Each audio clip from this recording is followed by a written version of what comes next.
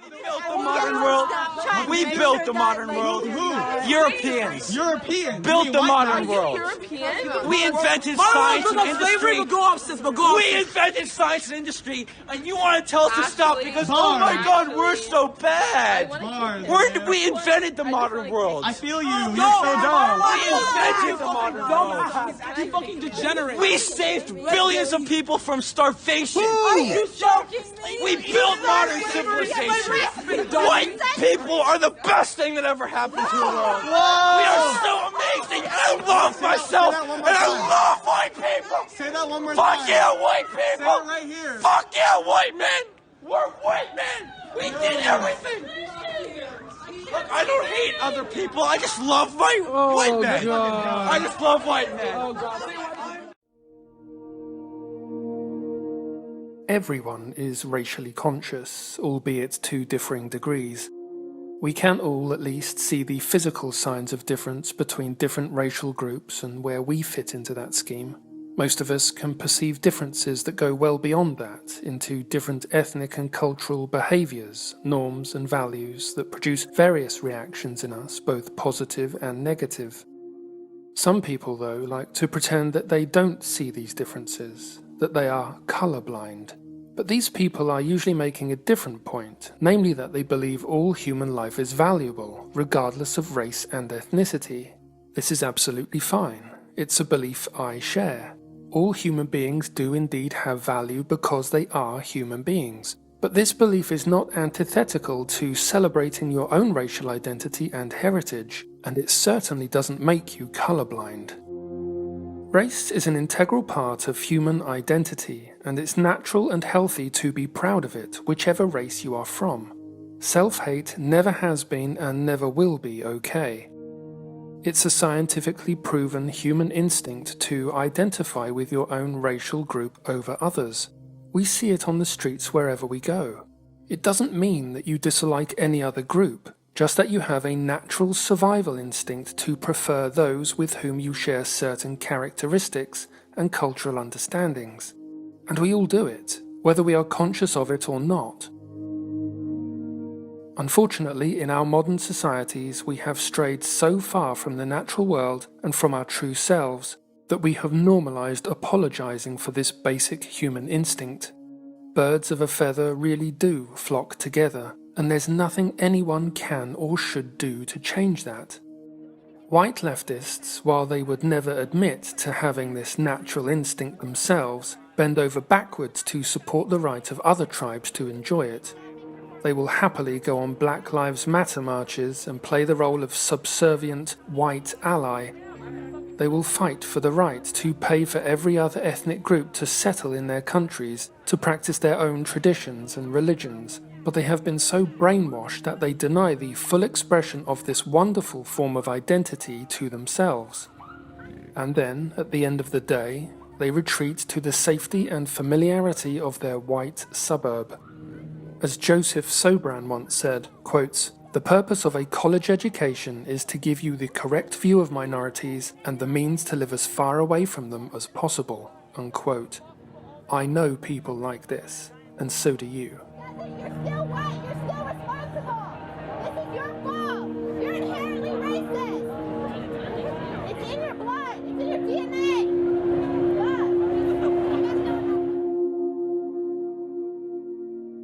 When we find ourselves amongst our own kind, we tend to be happier and more relaxed.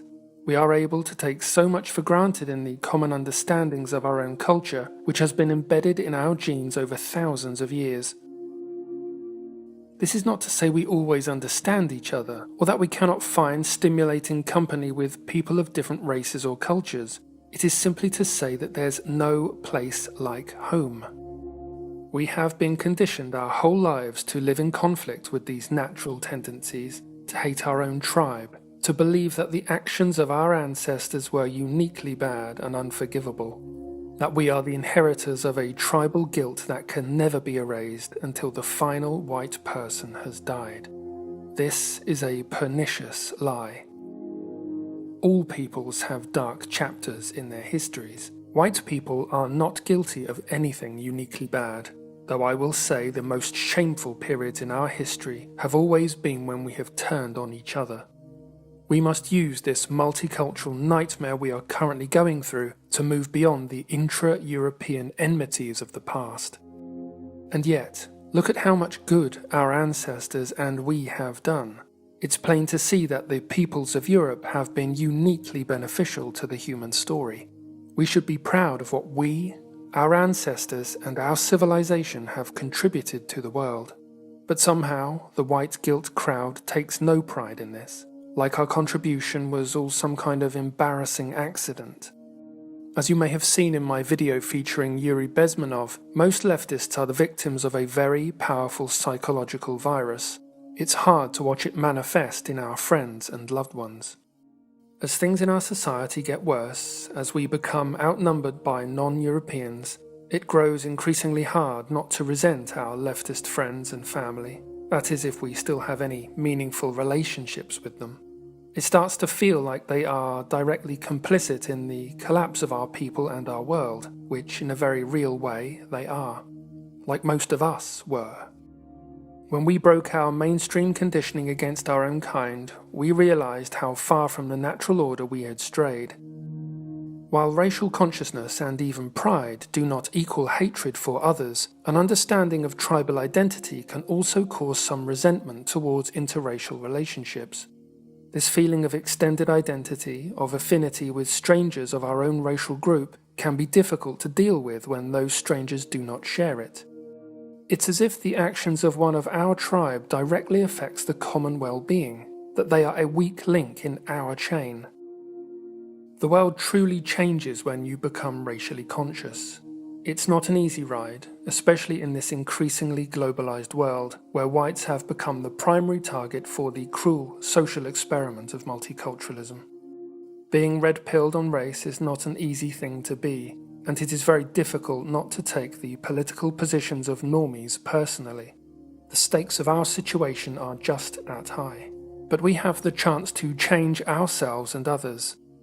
From tiny acorns mighty oaks do grow, and it may be that the peoples of Europe have to begin again from tiny acorns. The way I see it, when some fall by the wayside, it is a form of natural selection, and we are better off without them. This is a time of cleansing and renewal for the peoples of Europe. Without individual freedom and the right to stand apart from others, we would not have given free rein to the geniuses that built the modern world. But it is time we started to understand the connection between the collective identity of Europeans and their genius as individuals. Individual freedom must always come second to the ability of the collective to sustain itself. The collective is the soil in which the individual grows. Only Europeans could have created the societies we created, which gave birth to the vast majority of landmark achievements of human understanding. As our societies are increasingly broken down by diversity, expect the great things we have created to also break down. As we import more of the Third World into our lands, expect those lands to increasingly resemble the Third World. We must recognize that everything we are and everything we have achieved has been made possible by the society we created together. Our languages, our philosophies, our inherent understanding of both the scientific method and the human need for spiritual transcendence and beauty. All this combined to make Europeans unique on this planet. The current situation in the West is precarious indeed. We are surviving on the last remnants of civility, prosperity, and homogeneity.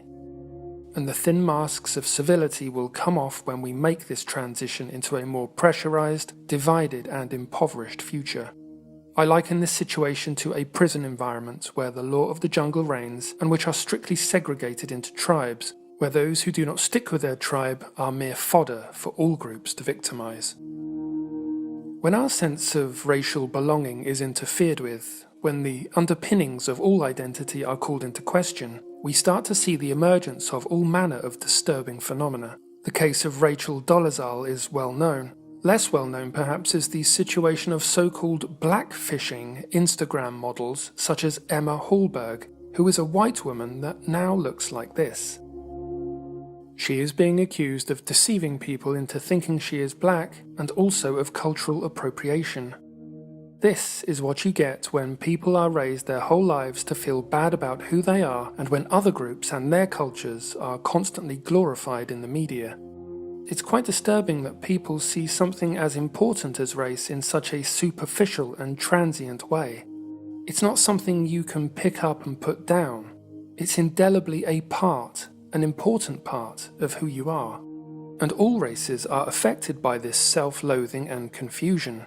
We see the Chinese getting surgery to look more European. We see Africans lightening their skin and straightening their hair to look more European. And then, just when you thought you'd seen it all, meet the ethnicels, who are young, non-European males who are trying to have sex with women by trying to pass themselves off as white. What they call white maxing is the technique they use to deceive girls they are something other than they are. They are ashamed of their race. Arabs getting a haircut and then passing themselves off as Italians or Greeks seems to be a favourite ploy. And this is what multiculturalism has brought us to. A state of perpetual confusion where all groups grow to resent each other more and more every day. How sad that we have forgotten how important race and nation are to the character and success of our societies. All the bounty of the West we created together, not alone. We imagined it and built it for the continued enrichment of our tribe. It was given to us to hand on to our descendants intact, if not improved. We have failed in this. But we are where we are, and we must look forward, not back. Only Europeans can be Europeans, only Africans can be Africans, and only Asians can be Asians. When we forget this, as we have, we are invaded by other tribes who still have a strong collective identity, whether ethnic, racial, or religious. We must respond in kind to this challenge. The future belongs not to self-hating, deracinated individualists, but to those who acknowledge that, without our tribe, we are nothing. Until next time, be well.